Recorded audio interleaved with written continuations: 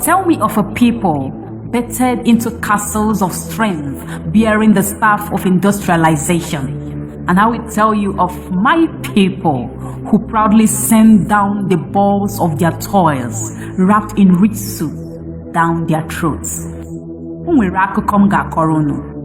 Our ancestors were wise. They bequeathed the codes of existence from age to age, so that one who passes through a tunnel will shine the light for the one behind, so that it became chains of men and women defining true success, a network of Ndieja Bamba, those who know the real deal.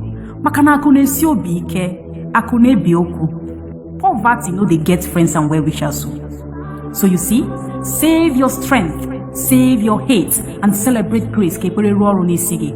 To keep us down, make no more effort, for we will always rise again and again. This is not Akekwana Motananka. This is in our DNA. Akufecha Odarawo.